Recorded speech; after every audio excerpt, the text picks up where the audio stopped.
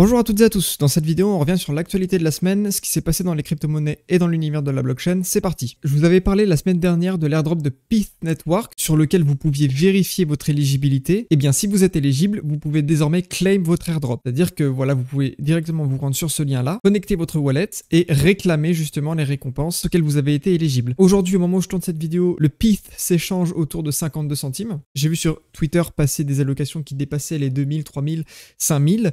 Bah ça vous fait quand même un beau petit pactole puisque 5000 Pyth à 52 centimes ça vous fait quand même 2500 $. Donc voilà, encore une fois je vous mets les liens dans la description si vous voulez vérifier votre éligibilité, c'est toujours bon à faire. Ensuite on a Hawk Invest et Alexandre Stachenko qui nous parlent justement du nouveau président qui a été élu en Argentine qui serait entre guillemets pro Bitcoin. En réalité on a entendu beaucoup ça sur les réseaux sociaux, c'est pas totalement vrai, il est pas tellement pro Bitcoin, c'est surtout qu'il déteste les banques centrales et qu'il veut y mettre fin. Pourquoi? Parce que justement l'Argentine, si vous ne le savez pas, a connu une période de très forte inflation, avec une inflation dépassant les 100% par an, donc une hyperinflation. Et comme nous le dit si bien Alexandre Stachenko, Bitcoin était une porte de sortie en fait. C'était l'un des seuls moyens qu'ils avaient de sortir un petit peu de cette crise et surtout de sauvegarder leur patrimoine financier. Puisque oui, on ne peut pas épargner de la monnaie inflationniste sur le long terme, puisqu'évidemment ça reviendrait à massacrer son épargne. Puisque je vous le rappelle, une monnaie avec 100% d'inflation par an, c'est-à-dire qu'on a une monnaie qui perd 2 fois sa valeur en un an. Autrement dit, une monnaie victime de 100% d'inflation par an, ça veut dire que les prix sont multipliés par 2 chaque année. C'est pour ça qu'ils aimaient bien Bitcoin, ça leur permettait de se réfugier dans une autre valeur, qui elle était plus stable, voire qui prenait justement en valeur. Donc à voir où tout cela va nous mener, mais ça peut être positif pour Bitcoin notamment. Ensuite on a le jeu Web3 Illuvium, qui est l'un des premiers gros jeux qui va intégrer pleinement la blockchain, les NFT et les crypto-monnaies à l'intérieur. Normalement à l'écran vous avez des images du trailer qui justement est sorti il n'y a pas tellement longtemps, sur le gameplay qu'il va y avoir et sur la beauté du jeu en général, puisque on va pas se mentir, le jeu est vraiment magnifique. Le jeu vidéo dans le Web3 c'est un sujet qui m'intéresse aussi particulièrement, et là on est sur, comme je vous le disais, l'un des premiers gros jeux qui va vraiment s'affirmer comme tel et va pouvoir nous montrer un petit peu l'étendue des possibilités que ça nous offre. Donc à voir ce que ça va donner justement. Le 28 novembre il sera disponible sur l'Epic Game Store, on pourra jouer au mode arène si je dis pas de bêtises, qui va être un mode du jeu. Ils ont aussi un token si vous voulez vous exposer à ce dernier, qui est le ILV, qui à l'heure actuelle vaut à peu près 100 $. Je n'en possède pas, hein, donc c'est pas une pub que je fais ou quoi que ce soit, c'est juste que voilà, si vous voulez vous exposer au prix du token, c'est le ILV. Si vous aimez bien le jeu, ça peut être une décision à considérer. Tout ça pour dire qu'on se retrouve donc le 28 novembre sur l'Epic Game Store pour tester tout ça. Ensuite, on a la SEC, une fois de plus, qui accuse Kraken d'avoir mélangé des actifs de ses clients avec les fonds de l'entreprise. Évidemment, on n'est pas au niveau de FTX, on n'en est pas là du tout. FTX, c'était bien plus complexe que ça, puisqu'il y avait toute une machinerie qui tournait autour, qui était un empire qui était voué à s'écrouler, puisqu'il n'avait plus les fonds des clients tout simplement. On a la SEC qui poursuit une entité crypto, c'est la énième fois depuis le début de l'année. D'un autre côté, c'est pas si mal, puisque plus on tend à avoir des procès, etc., plus on tend à être régulé, plus ça tend à être clair. Donc évidemment, il y a encore du boulot, puisque je vais pas dire qu'ils connaissent le sujet, ce serait mentir. Et puis sinon, voilà, on a la petite info qu'ils requalifient ces cryptos en question de securities.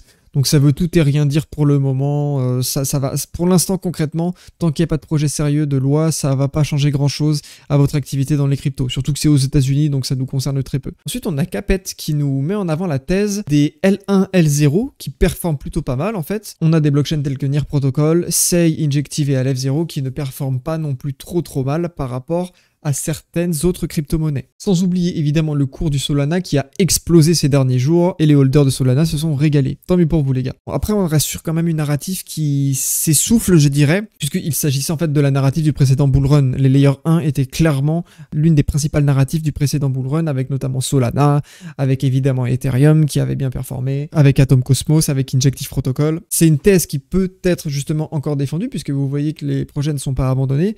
Enfin bon, quand on voit ce qu'a fait Sei notamment avec son airdrop, ça fait poser des questions quant à la viabilité des projets. Alors on verra ça pendant le prochain bullrun. Ensuite, on a vu Pump sur Twitter ce nouveau Layer 2 qui s'appelle Blast et qui fait un petit peu débat dans la communauté, puisqu'en fait c'est l'équipe de Blur, qui est donc une plateforme de NFT, qui est derrière Blast, et ils ont une campagne marketing très agressive, puisqu'évidemment on est sur un projet qui est backé par Paradigm, et en général à chaque fois qu'un projet est backé par Paradigm on a un airdrop pas loin, et là c'est simple, ils ne s'en cachent pas, ils le mettent sur la page principale. Vous voyez clairement que si on va sur leur site, on a un onglet airdrop, si on clique dessus, bon faut connecter un portefeuille, et vous voyez qu'une fois qu'on a connecté un portefeuille, il faut un call d'accès, et ensuite on va pouvoir bridger des ethers directement sur la blockchain. Par contre, il ne sera absolument pas possible de les retirer de la Layer 2 avant février. Donc ça veut dire que vos Ethers sont lock dans le smart contract de Blast pendant 3 mois. Réfléchissez bien à si vous voulez prendre ce risque ou non. Pour ma part, c'est hors de question que j'aille là-dessus, sachant que Blast repose sur ce qu'on appelle un multisig, c'est-à-dire que le smart contract de Blast peut être contrôlé par 5 signatures,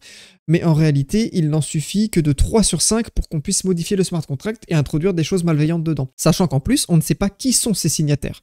Donc c'est hors de question que j'aille mettre mes fonds là-dessus, pour moi il n'y a même pas de question. Faites bien attention si vous voulez y aller, parce que oui, on a le mot airdrop partout, ils ont levé 20 millions, mais c'est clairement pas quelque chose qui m'intéresse, et justement CryptoPulp nous mettait en garde un petit peu là-dessus. Encore une fois, ils s'annoncent comme un layer 2 révolutionnaire, ils sont backés par une quantité de VC absolument incroyable, ils sont promus par des influenceurs qui sont très douteux, et en plus on a un système de referrals qui est absolument colossal, donc moi je vais clairement pas aller là-dessus. Faites attention à vous si vous prenez la décision d'y aller. On en arrive au journal du coin qui nous résume un petit peu les données de la semaine qui peuvent nous paraître intéressantes. Donc je crois que je l'avais énoncé dans la dernière vidéo, mais voilà, on a presque 10% des Français qui détiennent des crypto-actifs, ce qui est vraiment pas mal. On a aussi 81 717 adresses Bitcoin qui détiennent plus d'1 million de dollars en Bitcoin, ce qui est quand même incroyable aussi, c'est un chiffre énorme. On a les revenus des mineurs de Bitcoin qui ont dépassé les 44 millions de dollars sur la journée du 12 novembre, ce qui est un record depuis avril 2022, c'est-à-dire que ça fait plus d'1 an que ce n'était pas arrivé. Donc c'est bon signe. Pourquoi? Parce que ça veut dire que le réseau Bitcoin est utilisé et que surtout les mineurs sont rentables, puisqu'évidemment si les mineurs ne sont pas rentables, le réseau devient de moins en moins sécurisé et ce n'est pas ce qu'on veut. Or là justement, c'est un bon point. Justement en parlant de ça, on a le hash rate de Bitcoin qui est donc la difficulté de minage, ce qui fait que le réseau est plus ou moins sécurisé. Plus c'est difficile, plus on a de hash rate, plus le réseau est sécurisé, et bien ce dernier, il bat des nouveaux records. Ce qui est encore une fois un très bon signe. On a les frais de transaction sur Ethereum qui ont évidemment augmenté, ça je vais pas vous l'apprendre, ça fait un petit peu mal. Au moment où je tourne cette vidéo, on est à 38 gwei pour le prix du gaz. Donc vous voyez, pour faire un swap, ça commence à coûter vraiment la blinde, puisqu'on est sur du 28 $, presque 30, donc ça fait vraiment cher. Donc ça veut dire que l'activité se réveille petit à petit. Et encore, on n'est pas en bull run, ce sera bien pire en bull run. On a des nouveaux sommets pour la TVL qui sont bloqués sur les layers 2 d'Ethereum. On a aussi des volumes sur des DEX qui sont en hausse. On a les NFT qui reviennent un petit peu dans la bataille. Les jeux Web3, comme je vous le disais avec Illuvium, qui se réveillent un petit peu.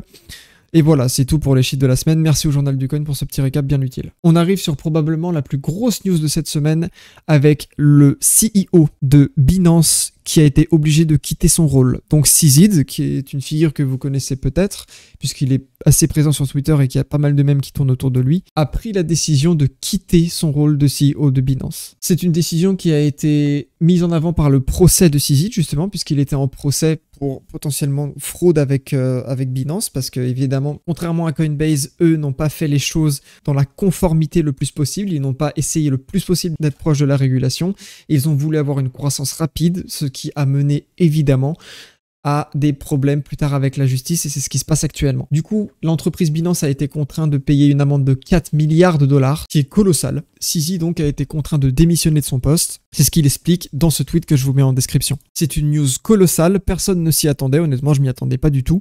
Je pensais qu'il allait avoir effectivement quelque chose d'important autour de Binance en termes de régulation, mais je pensais pas que Syzyd allait quand même quitter son poste, puisque c'est lui qui a créé Binance quand même. Et comme il le disait si bien, parfois pour voir son entreprise continuer de prospérer, il faut le savoir l'abandonner. Donc merci Syzyd pour les services que tu as rendus dans l'écosystème crypto, et j'espère que tout ira bien pour toi. On a aussi une commissaire de la SEC qui a dit qu'il y avait plus de raison que les ETF spot Bitcoin restent sur le côté et qu'ils devraient donc par conséquent peut-être être adoptés très bientôt. On a le ministre britannique des Finances aussi qui annonce une loi pour stimuler le secteur des actifs numériques, donc des crypto-actifs sans aucun doute. On a le gouvernement qui présentera une législation pour une nouvelle initiative pour justement développer un petit peu ce secteur. On verra ce que ça veut dire. Pour l'instant, on n'en sait pas plus. Vous avez ce post aussi d'Asher que je vais pas détailler ici parce que j'ai pas creusé le sujet, mais je vous mets le lien dans la description encore une fois, sur la fiscalité des récompenses issues du stacking. Puisque vous n'êtes pas sans savoir que quand vous stackez des actifs, vous recevez des rendements et que pour l'instant, ceux-ci ne rentrent pas dans une quelconque législation.